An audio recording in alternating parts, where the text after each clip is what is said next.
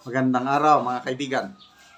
Pag-usapan naman natin ngayon ang sagot ni Congressman Erwin Tulfo doon sa issue na ibinabato sa kanya.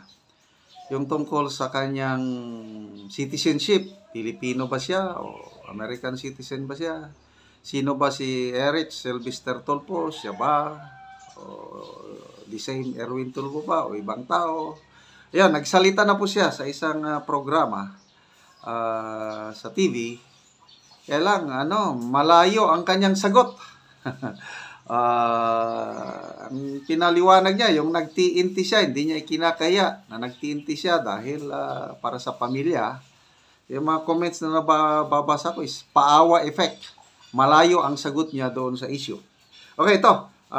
My vlog si Pinoy Views and Opinion. Share ko sa inyo, pakinggan natin at dagdagan natin ng komentaryo. Sabing naduwag itong si Tulfo. Oh, ito si Eric Sylvester Tulfo, aka Erwin Tulfo, kung pagbabasehan mo ang kanyang pasaporte sa Amerika, mga kababayan. Nasabi ng ilan napipipi na daw ngayon at hindi na makapagsalita sa mga issue na may kaugnayan sa mga bangag at kurakutan sa gobyerno. Ngayon, mga kababayan, nagwala sa live TV ito si Erwin Tulfo.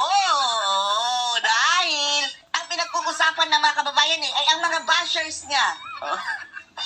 Galit at gustong manakit. Si Erwin Tulfo, mga kababayan, aka Eric.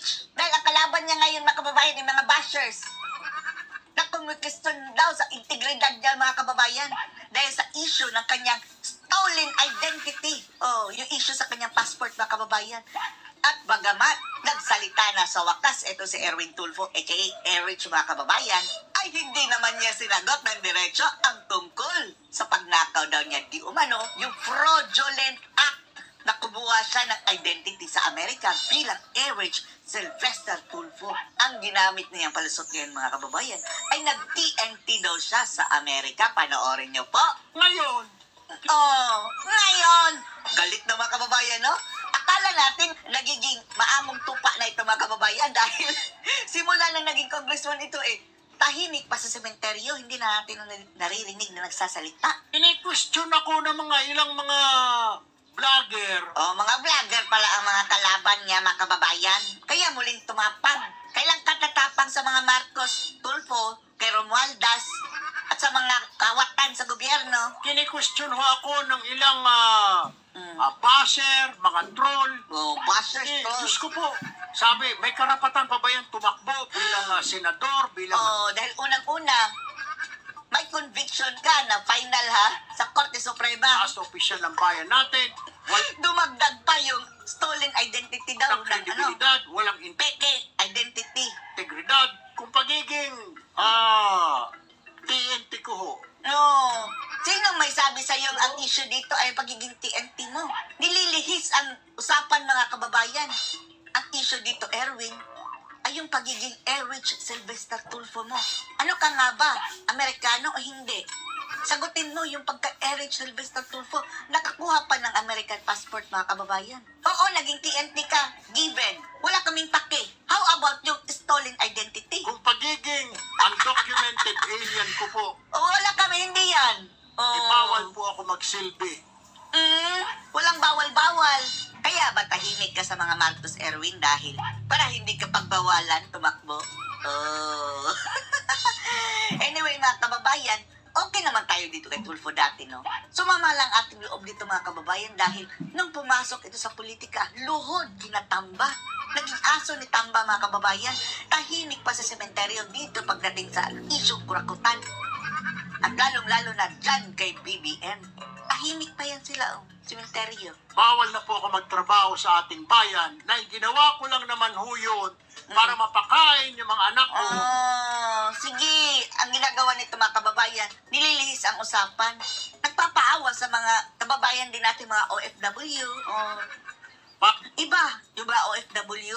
Sumunod sila sa proseso. At kung mayroon mang nag-TNT, Sylvester, Eric, ay hindi sila nagnakaw ng identity. Nanatili silang TNT. At wala kaming issue doon. Ang issue, yung pagiging fraud, American mismo ang nagsabi, American Embassy, fraudulent act. Ang ginawa mo sa iyong faking identity doon, na sinabi mong pinanganak ka sa Hawaii, pero hindi naman pala, doon naman pala daw sa Tacloban, mga kababayan. Para maitawid yung mga anak ko sa paghihirap, kung kasalanan ho yun, sa tingin ho ninyo, then guilty po ako. Oh, hindi yun ang issue nga. Pero ito lang ho masasabi ko, wala po akong nilabag na batas Bakit mayroon kang conviction sa Supreme Court? Libel. dito sa ating bayan. Wala kang nilabag pero convicted ka. Wala po akong nilokong tao. Nanloko, Eric Silvestre Tulfo. Ano ba yun? Oh, yan lang sinasabi mo ngayon, wala kang niloko. Niloloko mo kami. Dahil kumpirmado na may pasaporte kang Eric Silvestre Tulfo. Isang Pilipino. Na isang Pilipino. Kundi lahat ng Pilipino. Maging sa Amerika nung nandoon po ako, Wala daw niloko sa Amerika. Tapos ang US Embassy na nagsabi, mga kababayan, fraudulent act, acquired by illegal act yung birth certificate niya. wala po akong inistapa. Wala po akong Hindi istampa ang usapan dito. scam ng mga Pilipino. Maging ng fraud mga Amerikano. O maging ang mga Amerikano. Explain mo yan sa US Embassy. Wala po akong niloko. Yung nire-remit ko ho na pera dito ay galing po sa Irrelevant. Oh. pagod at pawis ko, Bayaljo. Irrelevant. Hindi yan ang Yan usapan. ho, totoo. Kaya hindi po ako nahihiya. Bakit mo tinago for 20 years? Dahil, mga kababayan, gusto pang mag-renew ng passport sa Amerika, mga kababayan. Ano yun? Dated 2020 ba yun? Anyway, magbasa tayo ng mga comments, ano? Ayan, pakinggan muna natin siya. Pasaporte niya, pangalan niya Eric Silvestre Tulfo. Base dun sa mga dokumento na nag-leak, mga kababayan. Ha? Hindi po ipinangangalandakan ng mga mga undocumented alien. Paano ka naging undocumented na may pasaporte ka nga ng Amerika? Nililihi sa usapan, mga Ng kababayan. mga no? TNT. Pero hindi ko rin ikinahihiya by Aljo na once upon a time nag-TNT ako. Sagutin mo yung ay paulit-ulit na lang, mga kababayan, itong TNT na hindi naman yan ang issue. So, kung ang isang dating TNT, isang dating nagtrabaho na walang papel sa abroad, Walang papel, may pasaporte ka, Eric. ay pag umuwi dito, wala na pong integridad, hindi na po siya pwede magsilbi sa bayan. Wala kang integridad dahil unang-una, paano ka naging Eric? Bakit ang sabi ng US Embassy nung binigyan ka ng pasaporte, pinanganak ka sa Hawaii. Tapos nag-serve ka pa sa US military. Tapos bigla-bigla, ngayon pinanganak ka na naman sa Tacloban. At gusto mong mag-serve dito sa Pilipinas na pagiging congressman, senador, presidente. Diyan pa lang Tulfo, sabit ka na. Anyway, bahala na ang taong bayan na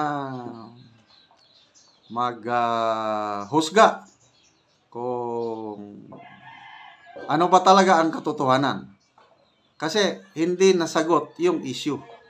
Siya ba si Eric Silvestre Tulfo o hindi? Ano ba siya? American citizen ba o Filipino citizen? Yun ang mga issue na dapat masagot. Okay, magbasa lang tayo sa mga comments, ha.